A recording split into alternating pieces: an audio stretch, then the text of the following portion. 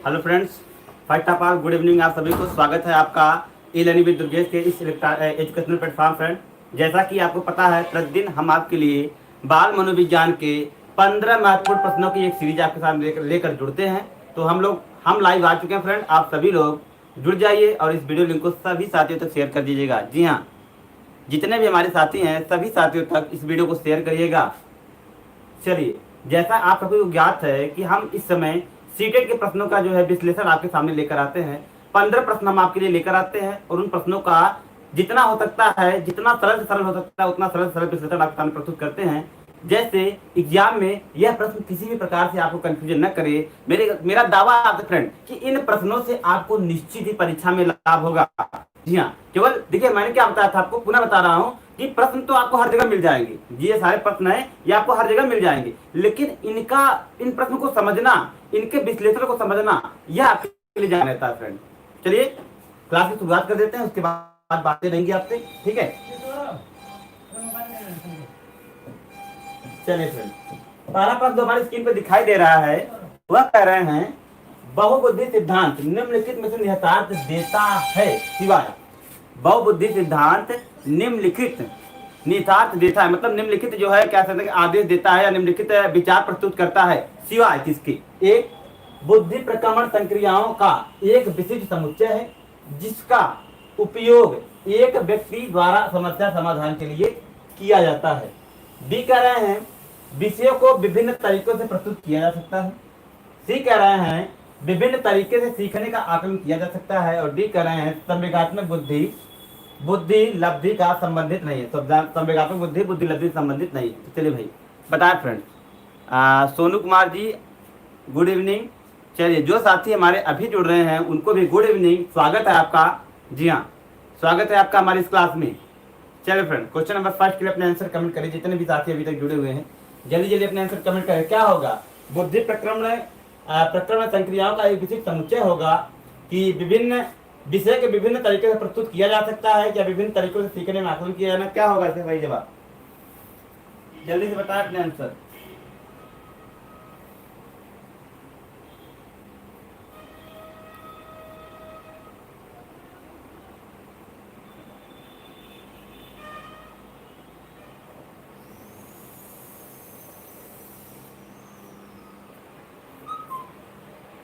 Indu Saini, Anamika Tiwari option number 1 comment करें। और भी सभी साथी अपने आंसर कमेंट करें भाई कमेंट बॉक्स में फटाफट। चिराग भारद्वाज जी ऑप्शन नंबर डी कमेंट करें। प्रीति कुमारी ऑप्शन नंबर डी। विद्या जायसवाल, बहुत अच्छा। चलिए फ्रेंड, अपने ऑप्शन फटाफट कमेंट बॉक्स में लिखें। जितने भी साथी हमारे साथ जुड़े हुए हैं अपने आंसर फटाफट कमेंट बॉक्स में लिखें। क्या होगा इस प्रश्न का सही जवाब? जल्दी से बताइए। चलिए, प्रश्न के बारे में थोड़ी सी जानकारी आपको दे देते हैं। चलिए देखिए, सबसे पहला जो टर्म है फ्रेंड, बहुबुद्धि सिद्धांत। बहुबुद्धि सिद्धांत, इसमें एक मनोवैज्ञानिक का नाम आप हमेशा याद रखेंगे। मनोवैज्ञानिक हैं होवर्ड गार्डनर। होवर्ड गार्डनर, ठीक। होवर्ड गार्डनर महोदय ने बहुबुद्धि सिद्धांत को दिया था। इन्होंने स्पष्ट रूप से बहुबुद्धि सिद्धांत के बारे में चर्चा की थी। इनका कहना था फ्रेंड, जो बहुबुद्धि है ये कोई तत्व नहीं है। बहुबुद्धि जो है, बहुबुद्धि सिद्धांत में इन्होंने स्पष्ट रूप से बताया था कि बहुबुद्धि कोई तत्व नहीं है, एक तत्व नहीं है, यह अस्तित्व है। यह अस्तित्व, बहुबुद्धि में जितने भी प्रकार की बुद्धि को आप देखते हैं, जैसे आप जानते हैं स्थूल बुद्धि होता है, उसके बाद यांत्रिक बुद्धि होता है, मतलब जितने भी प्रकार के 7-8 प्रकार की बुद्धि को हम रखते हैं, वह समस्त बुद्धि क्या होती है फ्रेंड, एक दूसरे से भिन्न भिन्न होती है। वह स्वतंत्र रहकर अपना कार्य करती है। जी हाँ, 10 प्रकार की बुद्धि होती है। ये जो 10 प्रकार की बुद्धि होती है अनु सिंह जी, वह क्या होती है, एक दूसरे स्वतंत्र होती है, कोई जुड़ी नहीं होती है। सबका मतलब अलग अलग कार्य होता है, सब स्वतंत्र रूप से अपने कार्य को करते हैं। ठीक है, प्रश्न में आते हैं, कह रहा है कि निहितार्थ है कि सिवाय। कह रहा है जो है इसका सही जवाब friend option number A. Option number A क्या है? इनका यह कहना था फ्रेंड की बुद्धि प्रक्रमण संक्रियाओं का एक विशिष्ट समुच्चय है। मतलब जाने का क्या है कि एक विशिष्ट समुच्चय है जो क्या करता है, समस्या समाधान के लिए सहायता करता है, जिसका उपयोग क्या करता है, व्यक्ति अपनी समस्या को समाधान करने के लिए करता है। इन बहुबुद्धियों का प्रयोग करके व्यक्ति अपने पर्टिकुलर विशेष समस्या का समाधान करता है। ऑप्शन नंबर इसका बिल्कुल सही जवाब है। क्रांति वर्मा, राधे कृष्णा, राधे कृष्णा भैया, क्रांति जी स्वागत है आपका। चलिए बढ़ेंगे आगे भाई।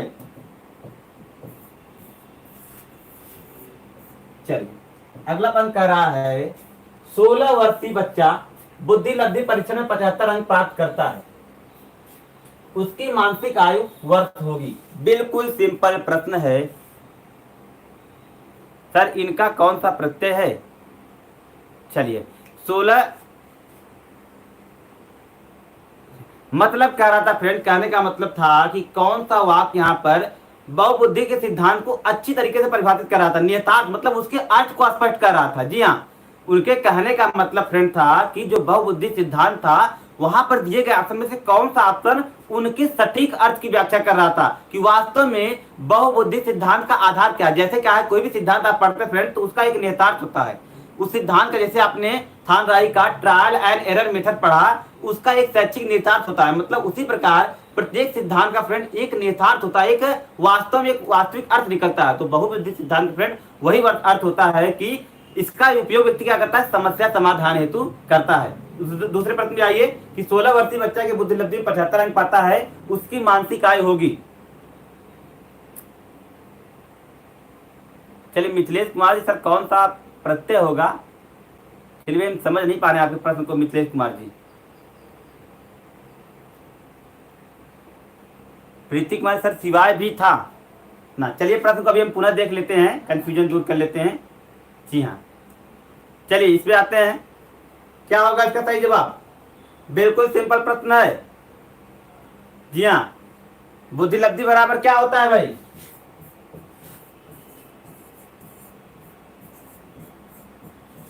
चलिए बुद्धि लब्धि बराबर क्या होता है? एम अपान सी ए इंटू 100। अब ध्यान से देखेंगे जरा सा। जी हाँ, यहाँ पर बुद्धि लब्धि दिया गया है 75, ठीक। एम में तो हमें दिया नहीं गया है, एम में हमको फाइंड आउट करना है, और सी ए दिया गया है, वास्तविक आय दिया गया है। यहाँ पर देख लेते पहले, वास्तविक आय दिया गया यहाँ पर क्रॉनिकल एज 16 वर्ष दिया गया है, और IQ दिया गया है 75, ठीक। तो यहाँ पर रख देते हैं इसको 16 इंटू 100। अब देखिए इसको इधर लेके आएंगे तो ये डिवाइड में हो जाएगा, ये मल्टीप्लाई फॉर्म में इधर आ जाएगा, डिवाइड फॉर्म में हो जाएगा। इसके बाद ये डिवाइड फॉर्म में इधर आ जाएगा, मल्टीप्लाई फॉर्म में हो जाएगा अपान एम में, ठीक। तो ये 25 3 75 और 4 हो जाएगा।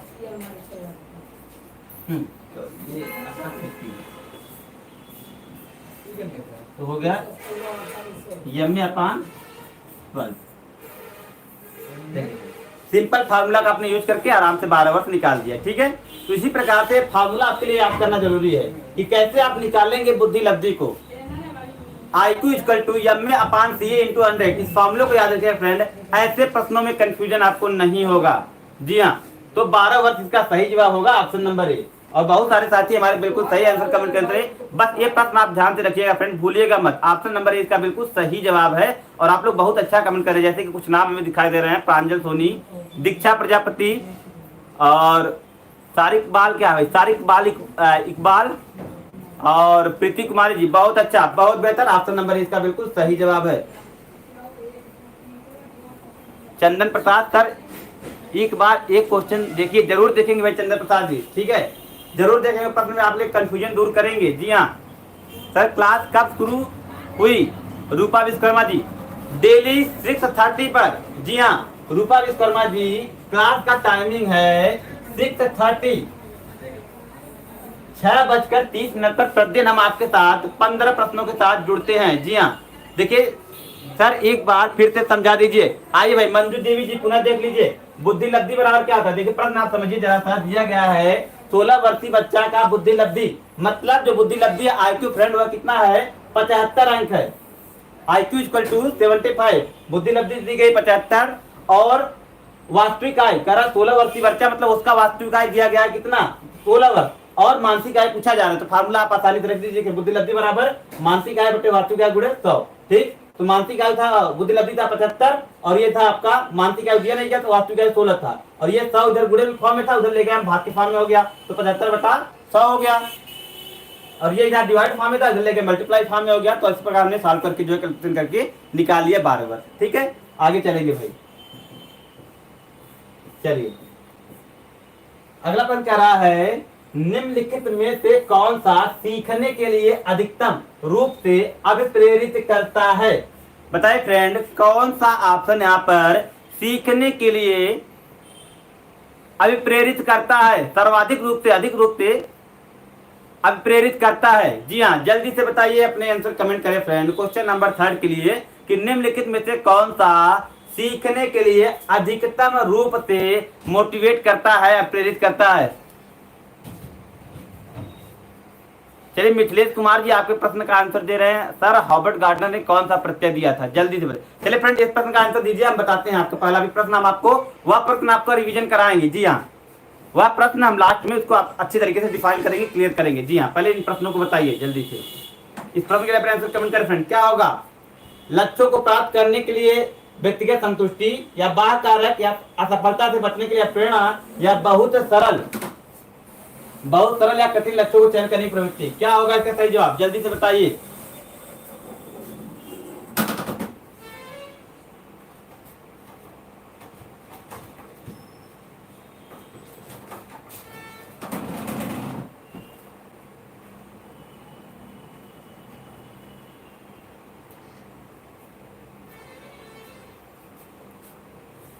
चलिए, Shikha Singh, Puja Patel, Vedika Anand, Sonali Kumar, A for America. चलिए, बहुत बेहतर। और भी सभी साथी अपने आंसर कर लिखे कमेंट बॉक्स में। भाई क्या होगा इसका सही जवाब? चलिए भाई, कह रहे हैं ऑप्शन नंबर ए सही है सर, बहुत बेहतर। चलिए भाई, आते हैं प्रश्न पर। कह रहा है सीखने के लिए अधिकतम रूप से अभिप्रेरित करता है। तो देखिए फ्रेंड, ऑप्शन को जरा ध्यान से पढ़िए कि लक्ष्य को प्राप्त करने में व्यक्तिगत संतुष्टि यह अच्छे तरीके से मोटिवेट करता है। देखिए फॉर एग्जाम्पल आप समझिए कि जिस कार्य को करने में बालक को संतुष्टि मिलती है, मतलब जिस कार्य को करने से बालक को आनंद प्राप्त होता है, संतुष्टि मिलती है, बालक उस कार्य को करना चाहता है, उस कार्य को बार बार दोहराना चाहता है। तो फ्रेंड ये क्या, उसका सबसे ज्यादा मोटिवेशन उसी से मिलता है कि जिस कार्य करने में बालक को व्यक्तिगत संतुष्टि मिलती है, मतलब वो स्वयं से संतुष्ट होता है, तो उस कार्य करने के लिए क्या है, वह अप्रेरित होता है, खुद से मोटिवेट होता है। सबसे ज्यादा मोटिवेशन उसको उसी कार्य से मिलता है। इसलिए ऑप्शन नंबर इसका बिल्कुल सही जवाब हो जाएगा। Option number is the right answer. जी हाँ, और लगभग सभी साथी हमारे बिल्कुल सही आंसर कमेंट कर रहे थे। ममता वर्मा जी, गुड इवनिंग। जी हाँ, चलिए भाई बढ़ेंगे आगे। चलिए, अगला प्रश्न थोड़ा सा नया है कि भाषा में अर्थ की सबसे छोटी इकाई है। भाषा में अर्थ की सबसे छोटी इकाई है। ए संकेत प्रयोग विज्ञान, बी कह रहे हैं वाक्य, सी कह रहे हैं रूपिम, डी कह रहे हैं स्वप्निम। जल्दी से बताएं फ्रेंड, भाषा के अर्थ में सबसे छोटी इकाई क्या है? संकेत प्रयोग विज्ञान है कि वाक्य है कि हाँ, वाक्य है कि रूपिम है कि स्वप्निम है? बताया क्या होगा friend?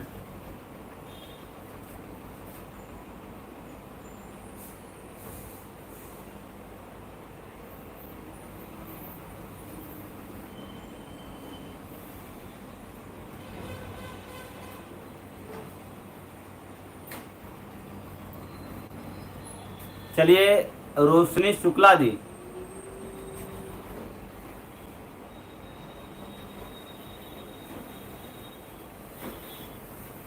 Moolchand Singh ji option number 1 comment कर रहे हैं, तो बहुत बेहतर भाई। चलिए, बहुत बढ़िया, ऑप्शन नंबर 1। साक्षी मौर्य, सॉरी सती मौर्य, प्रीति कुमारी ऑप्शन नंबर डी। बहुत बढ़िया, ऑप्शन नंबर डी जो लोग कमेंट करें सब बिल्कुल सही है। भाषा के अर्थ की सबसे छोटी इकाई फ्रेंड हुआ क्या है आपकी? स्वप्निम। स्वप्निम सबसे छोटी इकाई है। भाषा के अर्थ की जो सबसे छोटी इकाई है फ्रेंड हुआ है स्वप्निम। जी हाँ, आगे चलेंगे। देखिए, बुद्धि लब्धांक सामान्यतः रूप में शैक्षणिक निष्पादन से संबंधित होते हैं। बुद्धि लब्धांक सामान्यतः सत्र के शैक्षणिक निष्पादन से संबंधित होते हैं। किसका?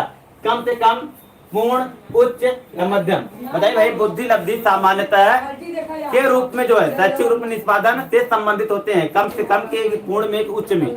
जल्दी से बताएं प्रश्न का आंसर फ्रेंड, क्या होगा इसका सही जवाब? बुद्धि लब्धि सामान्यतः भरना है आपको यहाँ पर, रूप में शैक्षणिक निष्पादन से संबंधित होते हैं। मतलब बुद्धि लब्धि का फ्रेंड जो है आधार क्या होता है? मुख्य रूप से शैक्षणिक निष्पादन, उसका आधार क्या होता है? जल्दी से बताइए, क्या होगा इसका सही जवाब? अपने आंसर कमेंट बॉक्स लिखिए फटाफट। क्या होगा भाई इसका सही जवाब? प्रीति कुमारी ऑप्शन नंबर 3, हिना कुमारी ऑप्शन नंबर 3, और भी सभी साथी अपने आंसर कमेंट बॉक्स में लिखिए जल्दी जल्दी।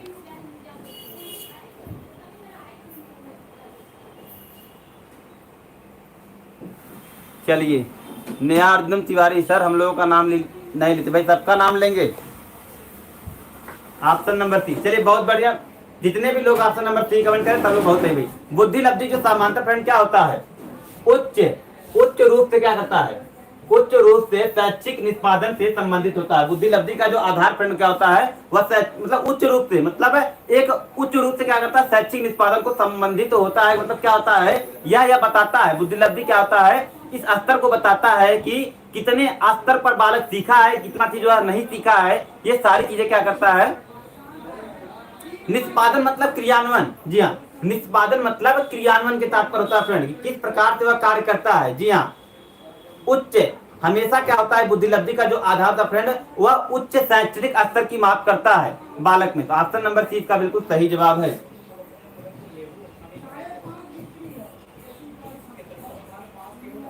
चलिए भाई अगला, सफल समावेशन को निम्नलिखित की आवश्यकता होती है सिवाय। देखिए पुनः यह प्रश्न आ गया है, अब इसमें आपके कंफ्यूजन पहले वाला दूर कर देंगे। जी हाँ, सफल समावेशन को निम्नलिखित की आवश्यकता होती है सिवाय। सिवाय मतलब अतिरिक्त, अलग, मतलब जो इससे संबंधित नहीं है। पहले प्रश्न में थोड़ा सा कंफ्यूजन हो गया था, यह प्रश्न पुराना क्लियर कर लीजिए। उसमें पूछा था फ्रेंड कौन सा संबंधित नहीं है, सिवाय का मतलब नहीं। जी हाँ, चलिए कोई दिक्कत हो गई थी थोड़ा सा, यह प्रश्न देखिए पुनः कंफ्यूजन दूर कर दे रहा है कि सफल समावेशन की आवश्यकता होती है सिवाय, मतलब इनमें से कौन सा ऑप्शन गलत है? यहाँ पर सफल समावेशन संबंधित नहीं है, जो सिवाय बता रहा है। कौन संबंधित है, कौन सा नहीं समझ, जो नहीं है वही हमको बताना है। ये देखिए, अभिभावकों की भागीदारी, बी कह रहे हैं क्षमता संवर्धन, और सी कह रहे हैं संवेदनशील बनाना, डी कह रहे हैं पृथक्करण। तो बताइए फ्रेंड, सफल समावेशन की निम्नलिखित आवश्यकता होती है सिवाय किसके अतिरिक्त? कौन सा सेंटेंस छोड़कर बाकी सबकी एक सफल समावेशन में आवश्यकता होती है, जरूरत होती है? किसी एक को छोड़कर अपने आंसर फटाफट कमेंट बॉक्स में लिखिए भाई। पृथक्करण होगा कि संवेदनशीलता होगा कि क्षमता संवर्धन होगा कि अभिभावक की भागीदारी होगी? जल्दी से बताएं।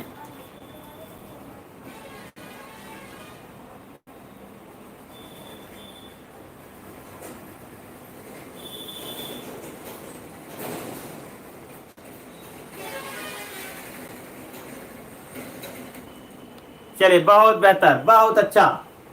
ममता वर्मा, मानसी, संध्या, अंशु, आशा, बहुत बेहतर। Option number D the right answer.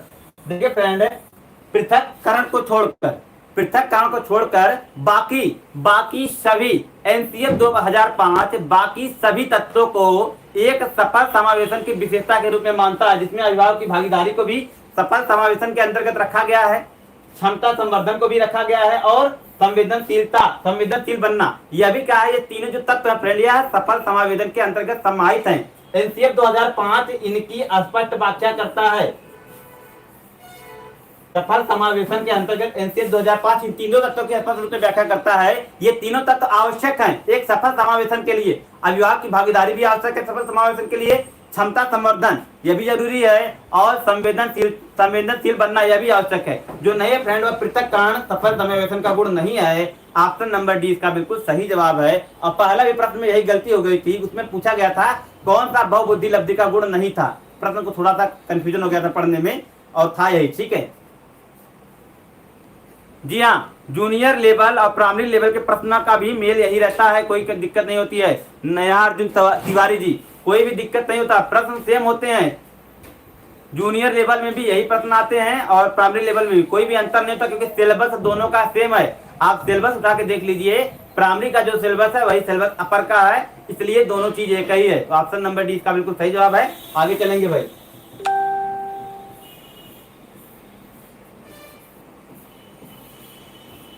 चलिए अगला प्रश्न कह रहा है, प्रतिभाशाली विद्यार्थी, प्रतिभाशाली विद्यार्थी, जी हाँ, प्रतिभाशाली विद्यार्थी अपनी आवश्यकताओं को दृढ़तापूर्वक नहीं कर पाते हैं। बी कह रहे हैं अपने निर्णयों में आत्मनिर्भर होते हैं। सी कह रहे हैं शिक्षकों से स्वतंत्र होते हैं, और डी कह रहे हैं स्वभाव से अंतर्मुखी होते हैं। जल्दी से बताइए भाई, कौन सा प्रतिभाशाली विद्यार्थी की विशेषता है? जल्दी से बताइए। बिल्कुल सिंपल प्रश्न है भाई, प्रतिभाशाली विद्यार्थी के बारे में कुछ जान लेते हैं। इनकी बुद्धि लब्धि होती है 140 से अधिक, इनकी बुद्धि लब्धि होती है भाई 140 से अधिक। ये जो बालक होते हैं भाई, वो प्रतिभाशाली बालक आते हैं। जी हाँ, टर्मन महोदय ने बताया है कि ऐसे बालक जिनकी बुद्धि लब्धि 140 अधिक होती है उनको हम प्रतिभाशाली कहते हैं। तो बताइए भाई कौन सा गुण यहाँ पर प्रतिभाशाली बालकों के लिए सबसे सबसे महत्वपूर्ण है?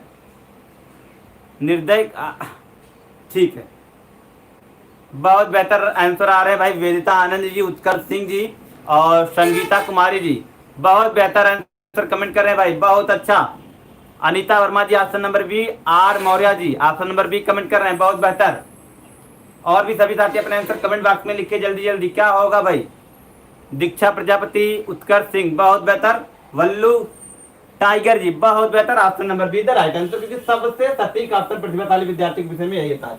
ये क्या होते हैं फ्रेंड, ऐसे जो विद्यार्थी होते हैं वह अपने निर्णयों में आत्मनिर्भर होते हैं। मतलब उन पे क्या होता है, उनको अपने आप पर फुल कॉन्फिडेंस होता है, ज्यादा विश्वास करते हैं अपने आप पर। ठीक है, यह क्या जो मतलब वो निर्णय ले लेते हैं वह पूरे कॉन्फिडेंस के साथ लेते हैं, उनमें किसी भी प्रकार का हेजिटेशन नहीं दिखता जब वो कोई भी निर्णय लेते हैं। तो यह सबसे महत्वपूर्ण गुण होता है फ्रेंड प्रतिभाशाली विद्यार्थियों का। क्या कहते हैं, जो भी निर्णय वह लेते हैं किसी भी समस्या के संदर्भ में वह कॉन्फिडेंस होकर लेते हैं, न कि किसी हेजिटेशन के द्वारा, हिचकिचाहट द्वारा। ऑप्शन नंबर 20 का बिल्कुल सही जवाब है। बढ़ेंगे आगे भाई, चलिए अगला कह रहा है चिंतन के सूचना प्रकरण सिद्धांत में निम्नलिखित चरण आते हैं। निम्नलिखित चरण आते हैं: ए प्रतिक्रिया क्रियान्वयन, बी प्रतिक्रिया चयन, सी पूर्व प्रकरण और डी करा श्रेणीकरण। तो बताइए फ्रेंड कौन सा इन चरणों का सही क्रम है? ऑप्शन देख लेते हैं इनके। चलिए, ए कह रहा है ग क घ ग, बी कह रहा है घ ग ख, और ये कह रहा है ग ख ख ग, और ये आगे कह रहा है ख ग ग क। तो बताइए इसको सही क्रम मतलब श्रेणी क्रम को सही क्रम मतलब पहले क वाला होगा कि ख वाला होगा, ग वाला, मतलब ये चारों ऑप्शन में से आपको सही बताना है।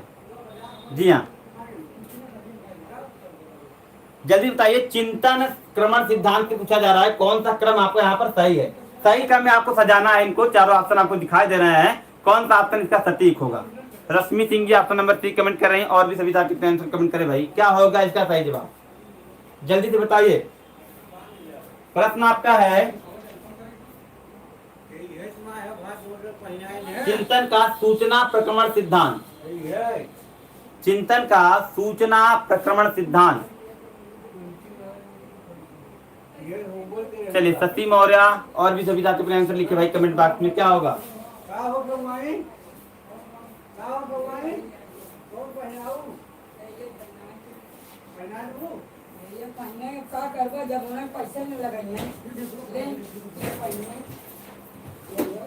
सबसे पहले फ्रेंड एक बात आप जान लीजिए कि सूचना का चिंतन का सूचना प्रक्रमण सिद्धांत जॉर्ज ए मिलर ने दिया था। इस बात को आप जानते रहिएगा फ्रेंड। चिंतन का जो ये सिद्धांत फ्रेंड ये दिया था जॉर्ज ए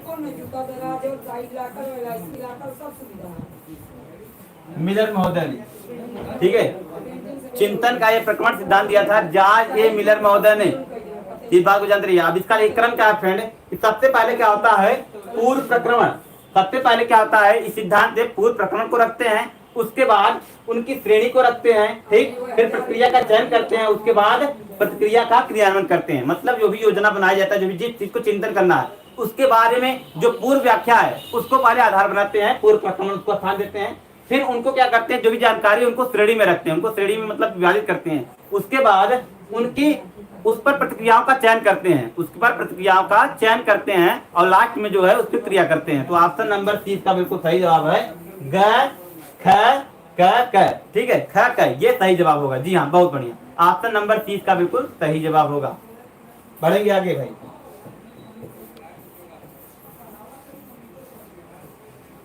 चलिए, एक बच्चा जो से ग्रस्त है भाई, एक बच्चा जो किसी प्रकार की एक आसन में से एक लर्निंग डिसेबिलिटी से ग्रस्त है। जी हाँ, वह सा और वाद में न्यूक्लियर और अनक्लियर में अंतर नहीं कर पाता है। वह किस प्रकार की लर्निंग डिसेबिलिटी से ग्रसित है?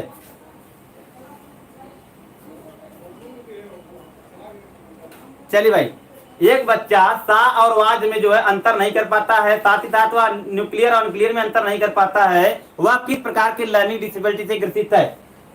डिसलेक्सिया से कि डिस्मॉर्फिया से, कि डिसलेक्सिया से, किस शब्द जबलिंग विकार से। बताए भाई वो किस प्रकार के अधिगम से विकृत है। डिसलेक्सिया क्या है?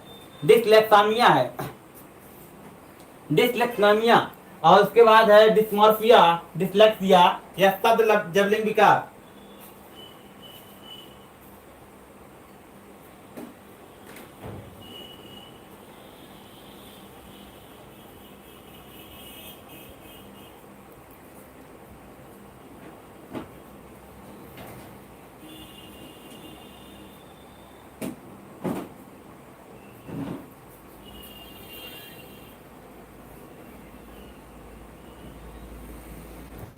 चलिए बहुत बढ़िया। Option number C Mithilesh Kumar, Sonu Kumar, Utkarsh Singh ji option number C comment कर रहे हैं, बहुत बेहतर। चलिए बहुत बढ़िया, Utkarsh Singh ji option number C, बहुत बढ़िया। अभी और भी सभी साथी अपने आंसर कमेंट बॉक्स में लिखिए भाई, क्या होगा इसका सही जवाब।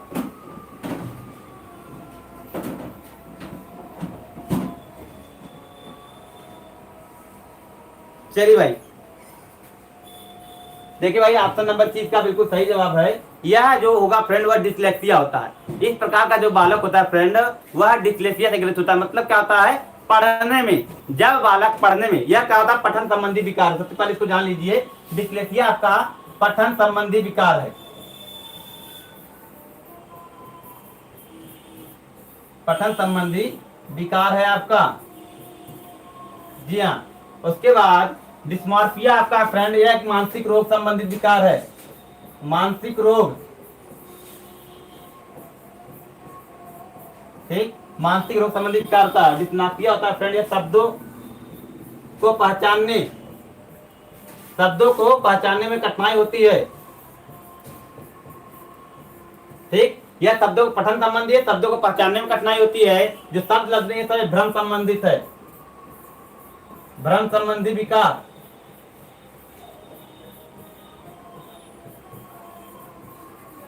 ठीक है फ्रेंड, चारों ऑप्शन ध्यान सुन लीजिएगा। यहाँ से 1 से 2 नंबर पे प्रश्न आने एकदम तय हैं, इसको समझ लीजिएगा। जी हाँ, सारे ऑप्शन चलिए सुन लीजिए भाई।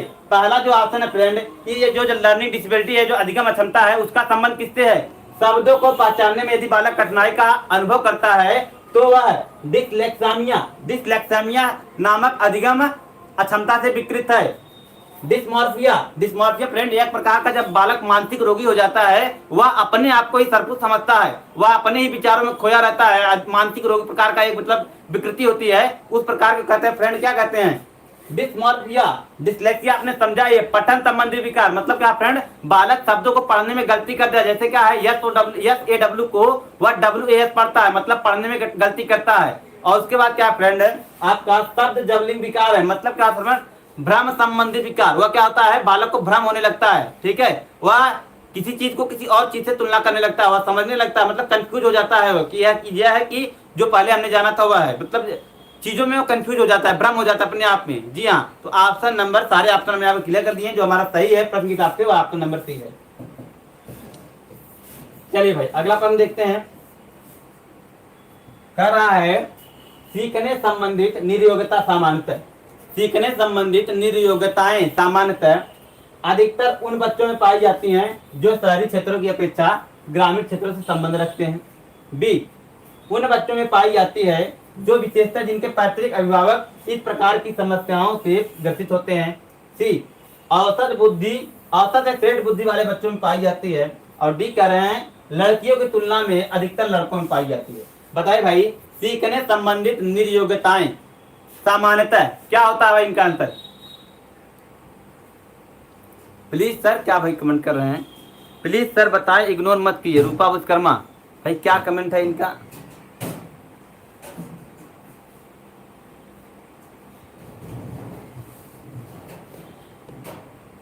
चलिए भाई, रूपा विश्वकर्मा जी कमेंट कर रहे हैं कि सर CDP की मैराथन क्लास कब आएगी? तो जैसे ही सीटेट के एडमिट कार्ड आने प्रारंभ हो जाते हैं, वैसे ही आपको जो है मैराथन क्लासेस मिलनी प्रारंभ होगी। जैसे ही सीटेट का एडमिट कार्ड आना प्रारंभ हो जाता है, उससे ही आपको तब से जो है CDP की मैराथन क्लासेस आपको मिलने प्रारंभ हो जाएंगी। जी हाँ, जैसे ही एडमिट कार्ड का अनाउंसमेंट हो जाता है, वैसे ही आपको जो है मैराथन क्लासेज आपकी लगने लगेंगी। CDP की नहीं, सारे सब्जेक्टों की मैराथन क्लास आपकी लगेगी। जी हाँ, जैसा कि अभी आपने आपके सामने जो है ईवीएस का मैराथन क्लास करने दे दिया है दादा वीडियो, उसी प्रकार आपको सभी विषयों के मैराथन क्लास मिलेंगे।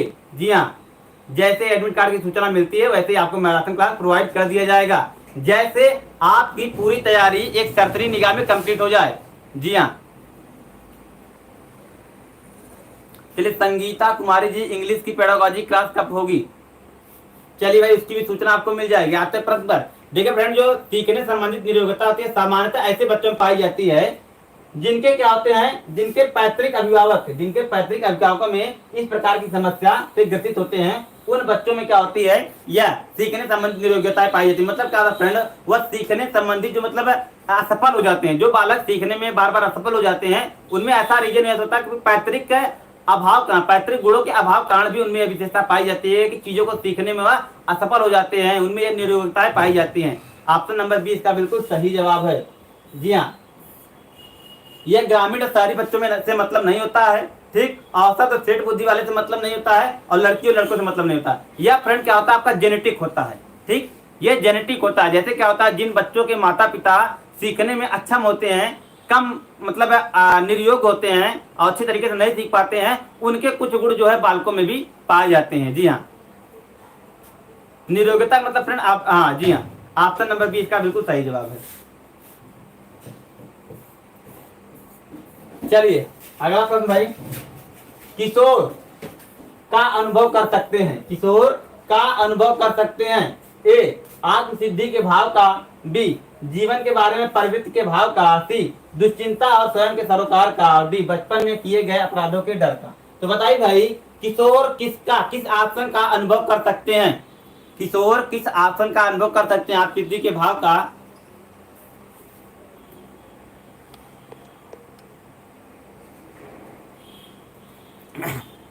चलिए भाई जरूर जरूर बताइए भाई, किशोर अपने यहाँ भाई किशोर का अनुभव कर सकते हैं।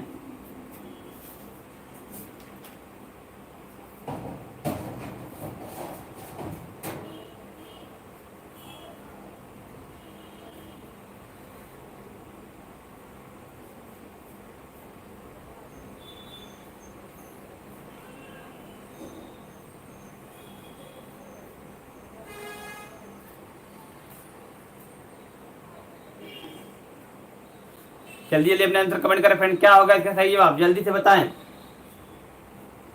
आत्म सिद्धि के भाव का,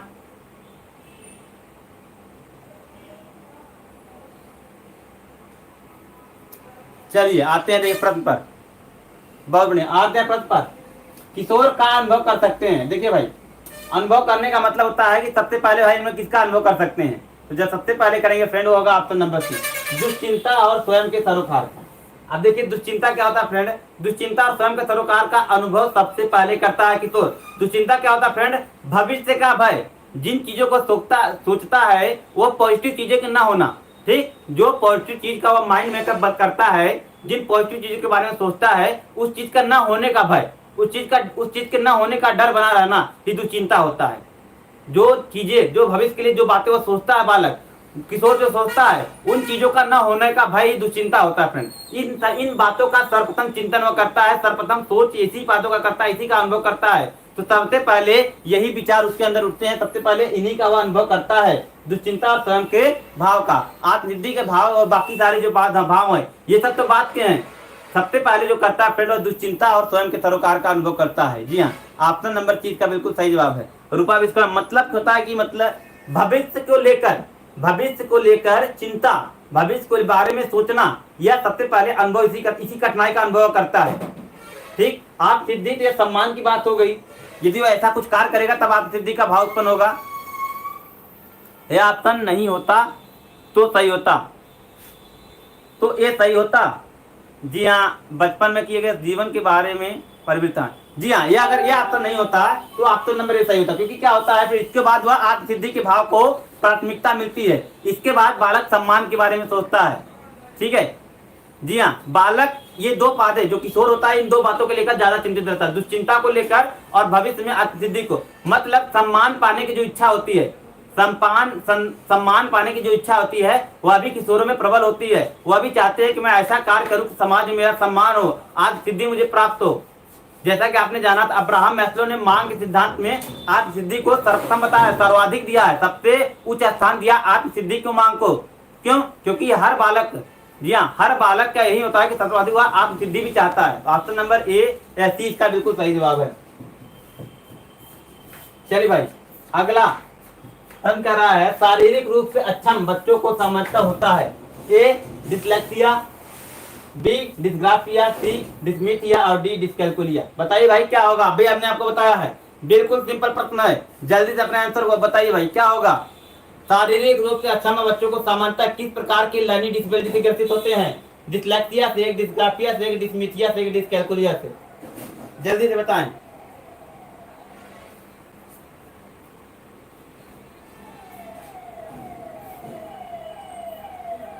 चलिए भाई, बिल्कुल सिंपल है, बिल्कुल सिंपल है भाई। कंफ्यूज कहाँ हो रहे हैं हमारे सभी साथी? ऑप्शन नंबर सी कैसे कमेंट कर रहे हैं भाई? कहाँ आप लोग खोए हैं? जल्दी से अपने सही आंसर कमेंट कर भाई। शारीरिक रूप से अक्षम बच्चों को सामान्यतः होता है, चलिए पुनः सुन लीजिए, डिसलेक्सिया पठन संबंधी विकार, इसका संबंध पठन संबंधी विकार है। डिसग्राफिया लेखन संबंधी, ठीक। डिसग्राफिया मानसिक तनाव, मानसिक तनाव संबंधित है। और डिस्कैल्कुलिया है गणती है, गणती है। तो बताए भाई, डिसग्राफिया चारों हमने क्लियर कर दिया। अब आते प्रश्न पर, ऑप्शन नंबर बी इसका बिल्कुल सही जवाब है। कैसे? आप पूछेंगे सर कैसे ऑप्शन नंबर बी है? तो देखिए फ्रेंड, लिखने में क्या होता है, बालक यदि शारीरिक रूप से अक्षम होता है तो वह क्या होता है, लेखन कार्य नहीं कर पाता है।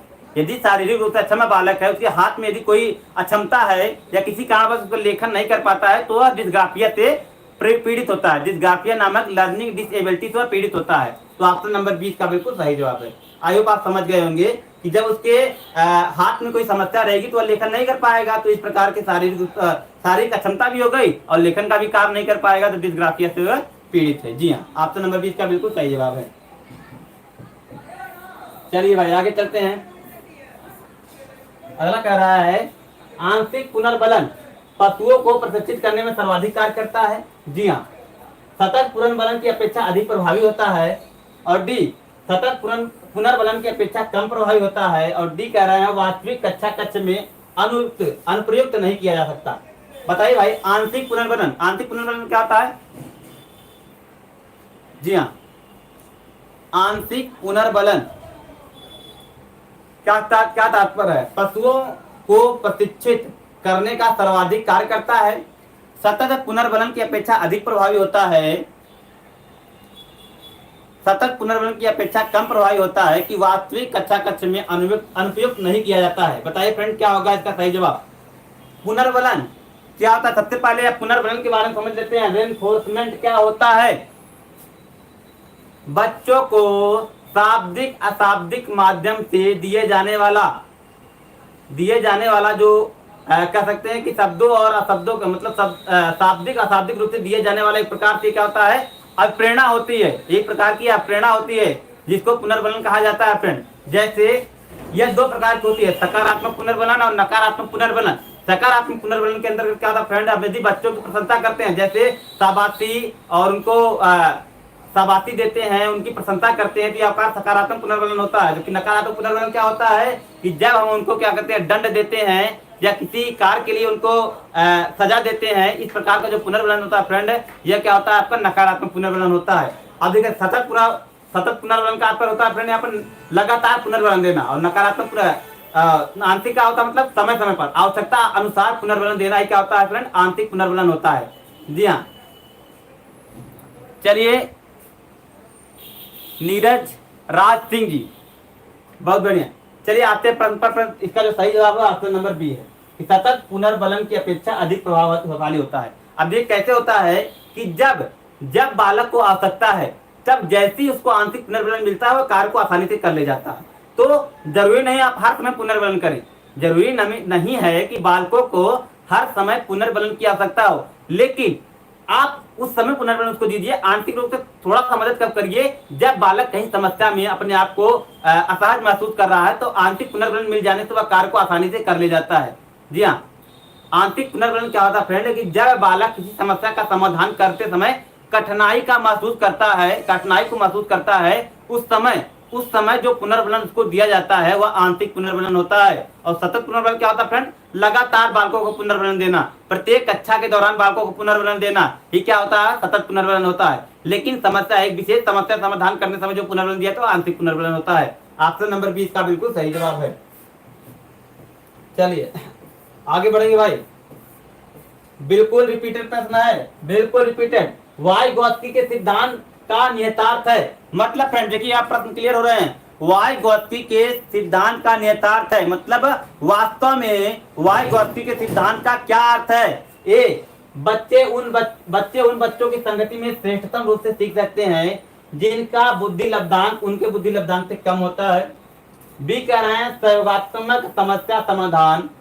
सी कह रहे हैं प्रत्येक विद्यार्थी को व्यक्तिगत रूप से दक्ष कार्य देना। और डी कह रहे हैं प्रारंभिक व्याख्या के बाद कठिन सवालों को करने में बच्चे की सहायता न करना। बताइए, बिल्कुल सिंपल प्रश्न है, जल्दी से बता दिए अपने आंसर। वाइगोत्स्की का सिद्धांत का एक वास्तव में शैक्षिक निहितार्थ क्या था। जी हाँ, बिल्कुल बिल्कुल ZPD zone of proximal development, सामाजिक संस्कृति सिद्धांत 3 बातों पर आधारित है। जी हाँ, जेडपीडी ज्यादा ज्ञानी दूसरा, उसके बाद भाषा विचार, 3 बातों को आपको याद रखनी है। यदि आप वाइगोत्स्की का सिद्धांत पढ़ रहे हैं तो 3, जी हाँ मिथिलेश कुमार जी, पुनर्बलन को मैंने बता दिया है। शब्दों जी हाँ, शब्दों व संकेतों के माध्यम से बच्चों को, छात्रों को अभिप्रेरित करना ही कहलाता है पुनर्बलन।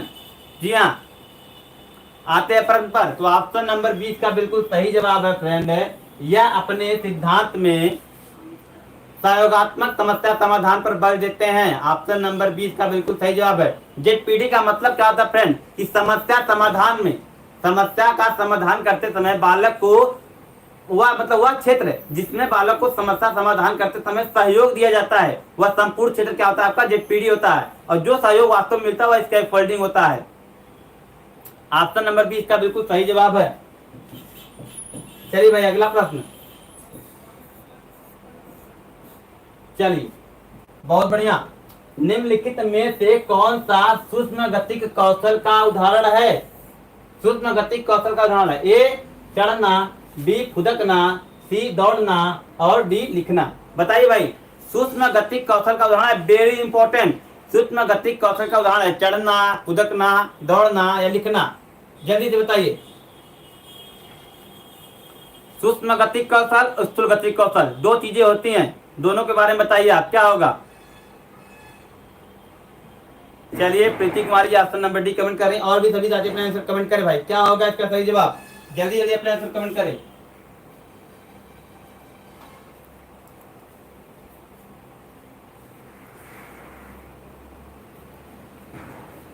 चलिए भाई देखिए, ध्यान से समझ लीजिए। सूक्ष्म गतिक कौशल में होता क्या है फ्रेंड, इसको समझिए ध्यान से। इसमें होता क्या है, जो उंगलियां होती हैं, उंगलियां क्या होती हैं, हाथ और आंख की। जी हाँ, उंगलियां हाथ और आंख के समन्वय से कार्य करती हैं। सूक्ष्म गतिक कौशल में जो उंगलियां होती है फ्रेंड, वह हाथ और आंख के समन्वय से कार्य करती हैं। हाथ और आंख के समन्वय से कार्य करती हैं। और जो स्थूल गतिक कौशल होता है फ्रेंड, उसमें क्या होता है कि हाथ और पैर केवल कार्य करते हैं। हाथ और पैरों के माध्यम से जो कार्य होता है वह स्थूल गतिक कौशल होता है। जैसे इसका एक एग्जांपल देखेंगे। ऑप्शन नंबर डी इसका बिल्कुल सही जवाब है कि उंगलियां हाथ और आंख के समन्वय कार्य करती हैं। साथ ही साथ एक एग्जाम्पल आप बटन लगाना भी एक एग्जाम्पल आप याद रख सकते हैं, यह भी सूक्ष्म गतिक कौशल का एग्जाम्पल है। ठीक, जबकि फुदकना, चढ़ना, दौड़ना ये सारे आपके स्थूल गतिक कौशल के उदाहरण हैं। स्थूल गतिक कौशल के उदाहरण हैं। ठीक, जिनका कार्य क्या होता है, हाथ और पैरों के माध्यम से होता है। चलिए भाई, तो जोन ऑफ प्रॉक्सिमल डेवलपमेंट, चलिए भाई, वाइगॉस्की और पियाजे, वाइगॉस्की, पियाजे और कोहलबर्ग के मैं एक क्लास आपका ले लूंगा स्पष्ट रूप से और सारी चीजें क्लियर कर दूंगा। जी हाँ, जितने भी लोग समस्या कह रहे हैं, समस्या हो रही जेपीडी का, रूपा विश्वकर्मा जी, जेपीडी, स्कैप फोल्डिंग और ये सारी जो चर्चाएं हैं, सबका मैं एक स्पेशल क्लास ले लूंगा आपका, जिसमें वाइगॉस्की, कोहलबर्ग और पियाजे तीनों पर विस्तृत चर्चा हो जाएगी, क्योंकि यहीं से प्रश्न आते हैं सीटेट में, तो तीनों पर विस्पष्ट चर्चा हो जाएगी आपकी।